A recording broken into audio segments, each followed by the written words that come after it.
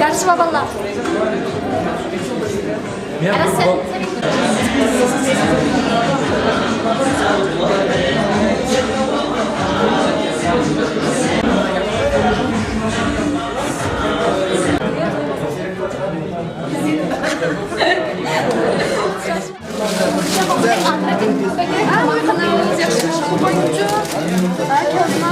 Bravo.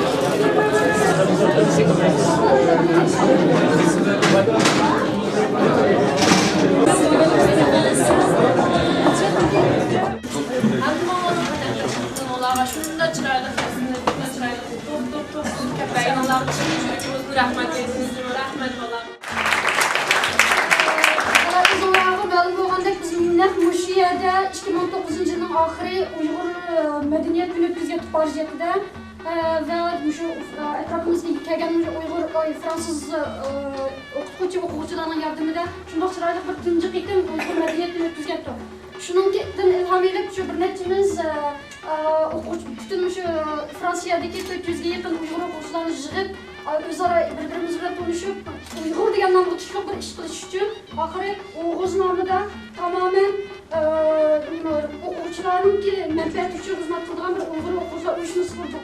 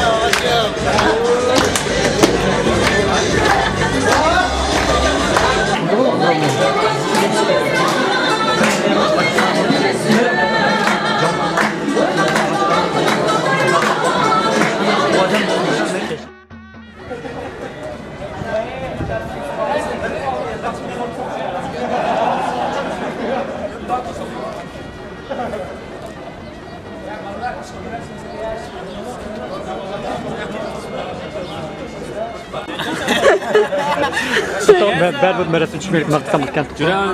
Birine sizin şu an Ali. Sizin birine.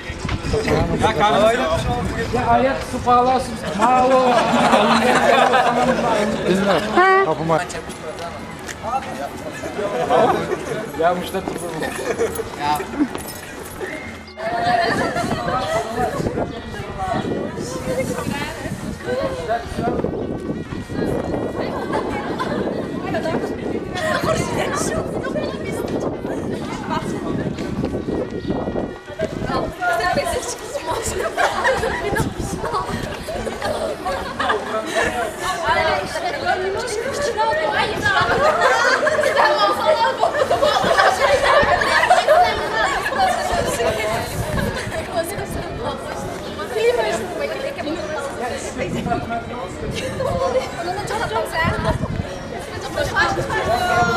Kudus, bir iş gidip tattım.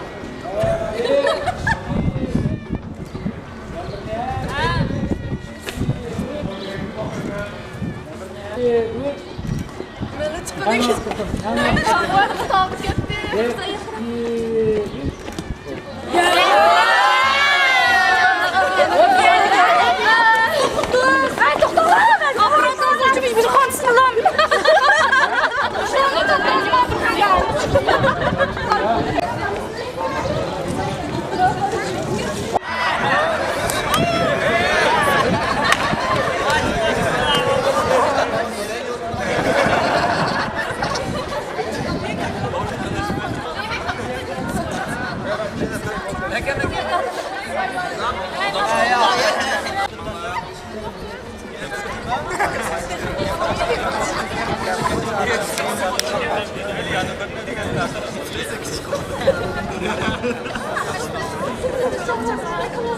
Ben çıkmayayım.